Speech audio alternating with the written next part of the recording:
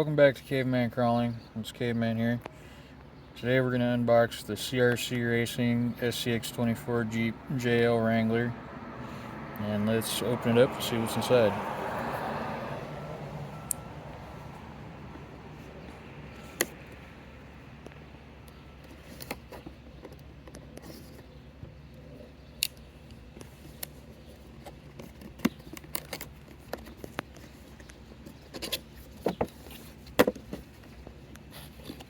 Get this box open here.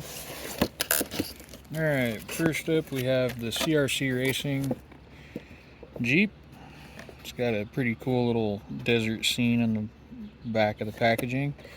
It is zip tied to the case, so anytime you buy one of these you will have to cut the zip tie. I'll do that right now. Don't get mad at me, YouTube.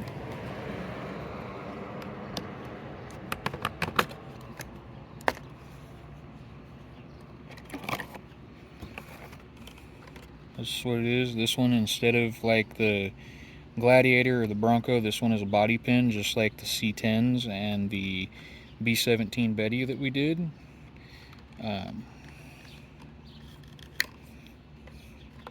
In here we got the stock. Hang on a second. We have the stock the batteries that come with these stock, which is the Horizon Hobby 350 mAh 30C battery, 7.4 volt battery. This one has the updated ESC in it, and then it's got the standard 88 turn Horizon Hobby motor. It's got the AS1 servo, factory shocks, factory links, whole thing. Let's take a look at what else is inside the box. Alright, in here you got some stickers, some batteries, some extra parts, the owner's manual, or instruction manual, excuse me. Pretty cool axial sticker that'll get put somewhere in the HQ office or maybe the workshop, I don't know. We're taking advantage of this beautiful western Idaho day, so we're doing this outdoors. Then in the bottom of the box you have the standard USB charger. I highly recommend getting some type of LiPo balance charger that you can have a storage mode on.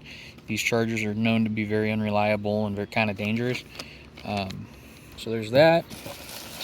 And then we have the controller for it. It is the standard Horizon Hobby 4-channel transmitter controller. This one, we'll probably stick with this one for a while later on. Probably if we upgrade it brushless or something, we'll just see how the views on the JL build go. There'll be a cut jump here. We'll cut it, and then we'll get everything set up, and we'll take it over to the rock course that's still kind of under construction, and we'll run it. Give us just a minute, we'll be right back with you. Alright, now we're going to run it and see what it does out of the box. Due to some technical difficulties, we've already ran it a little bit, and then we had some technical problems and had to start the video over, so bear with us a little bit. We're going to run it and see what it does stock out of the box, and then at the end we'll do a final thought. If you guys could like and share and subscribe and all the good stuff to help us stay around, that would be great. Out of the box, this first line, it's going over it real well. This slick sandstone and granite rock we have up here, it isn't very forgiving to a stock truck. These Nittos are doing much better than like the BF Goodriches that come on the C10s. We did a video. I had some BF Goodriches laying around, and I put them on my Gladiator, and we tested them next to the RC 4-wheel drives Milestar Patagonias, and I flipped it over, and I'll have to flip it back over.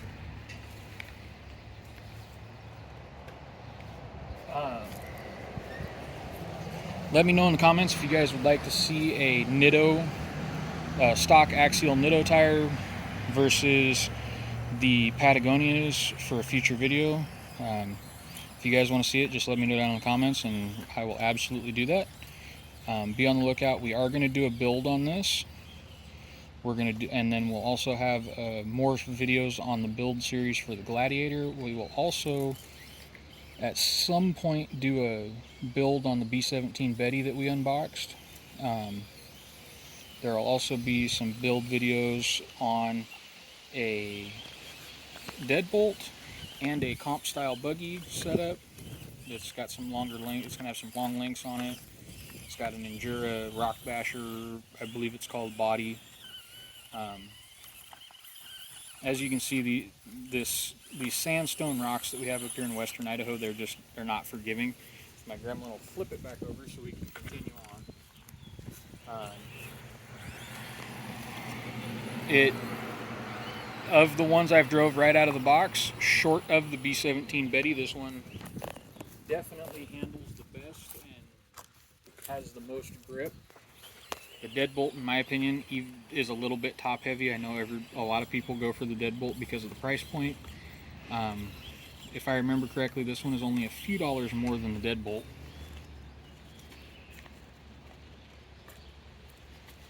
And you're getting a special edition graphic kit for Casey Curry Racing Concepts. You get the Nitto Trail Grappler tires. I personally just like the look of the Jeep a little bit better than the deadbolt, or we would have probably done a deadbolt video first. It's definitely running good. It is pretty limited because it is stock. We're going to put some shocks and wheels and tires and motor upgrades and so forth here pretty soon. Look out for that on the channel. And then at the end of all of our build videos, we'll take them out to our usual spot we go crawl at, and we'll kind of do a per se little competition between all of them and see what one is kind of the best out of the fleet of them we have right now. And this little Jeep's definitely going pretty much anywhere I want it to. There's some challenge lines that we have built that are more, the Gladiator's I got a little more weight on the Gladiator, so it likes the Gladiator likes some of these lines a little bit better.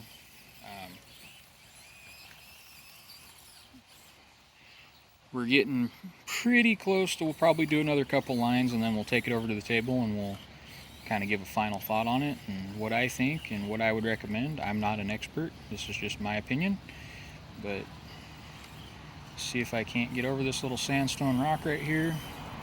I can once I catch some traction.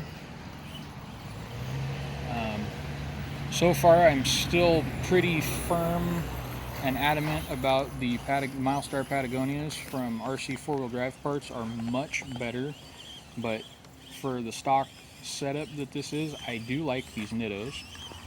They run very well, they're very sticky. If this truck had a little bit more weight, even something as simple as a 7 or maybe a 900 mAh battery, just a little bit bigger so it's got a little more weight to it, it would probably it would probably hold it down better, but that's just my opinion. And we will park it right here on this rock, kind of all cattywampus, and then we will go over to the table and we will do a final thought.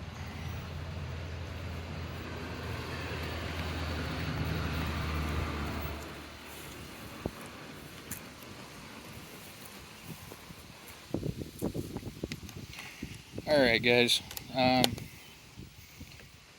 is it, in my opinion, is it the best stock one out of the box? Yes, but your opinion might be different. I'm just giving you mine. Don't get mad at me. I'm just letting you guys know what I think. The first upgrades I would do to it out of the box would be shocks and probably wheels and tires. These Nittos do hook up very good, but they're on a plastic rim. And they're glued on, so if you were in if you lived in an area kind of like how Moab is, where you're going to do a lot of sidewall crawling, I don't recommend a glue-on rim. I really don't recommend a glue-on rim at all, because you could find a style of tire you really like, and then every time that tire's wore out, you got to buy a new rim. I would definitely put a bead lock on here. This little servo runs great for the stock servo. I have no issues. The 88 turn motor leaves a little bit left to be desired torque wise.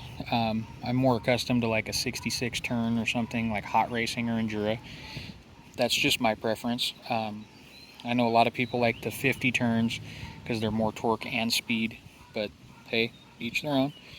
The wishbone system I'm not a fan of. I much more prefer a 4-link system. It's better articulation, it allows more travel. These stock shocks are pretty rigid, they don't allow a lot of give. It makes it pretty bouncy. There's some free upgrades you can do. You can move the shocks down onto the C-frame. You can take the shock apart and pull the spring off and stretch it a little bit, and it'll lift you up a little bit. The biggest problem with most of the 24 scales or even the 10 scales is you got to get them with a low center of gravity, because if not, if you're going up a really steep incline, especially like we have a lot of in western Idaho, you're likely to roll over, or if you're side hilling trying to get through a pretty difficult spot, you're likely to roll over. It's kind of personal preference. It comes down to where exactly geographically you live. If you're in, say, the Pacific Northwest with a lot of trees and mud, this might work really good. I can't say. Where we're at, it's a lot of desert and slick rock. I highly recommend it, even over the Deadbolt. I know the Deadbolt's price point is, yes, better, but cheaper isn't always better. This is only, I believe, a $10 higher purchase than a Deadbolt if you're paying full price for the Deadbolt. It is worth it for the $10 extra. You do get, if you get this one, you get the cool CRC graphics on it, the Fox Shocks graphics and so forth in the window, or you have the yellow one that's just got a Nitto Overlander graphic on it and on the windshield. But that just comes down to personal preference. I went for the CRC one. I'm a fan of Casey Curry's because he races King of the Hammer and so forth, other things that I'm interested in with real off-road vehicles, or I should say actual one-to-one scale off-road vehicles. Excuse me.